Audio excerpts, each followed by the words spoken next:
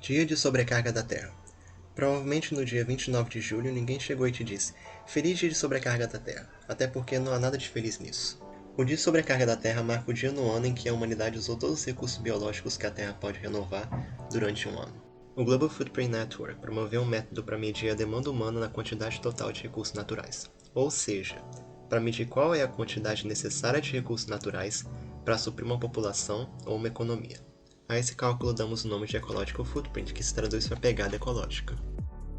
Então, como que o dia de sobrecarga da Terra é calculado?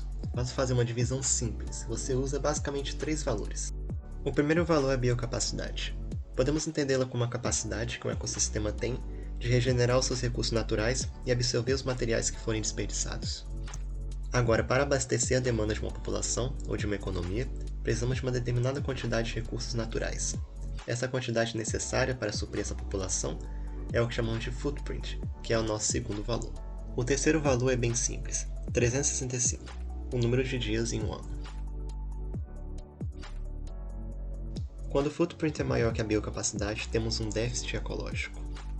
Então, a partir desses 3 valores, o dia de sobrecarga da Terra nos dá o dia no ano em que esse déficit acontece, quando a humanidade está consumindo mais do que a natureza é capaz de regenerar.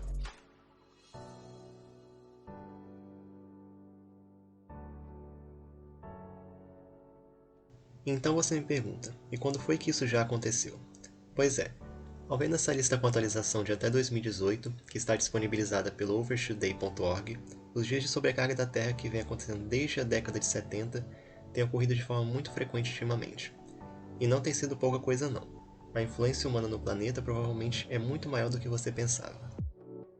É necessário, portanto, reconhecer esse impacto que causamos e buscar soluções para que tenhamos uma vida melhor para nossas futuras gerações e talvez ainda a nossa.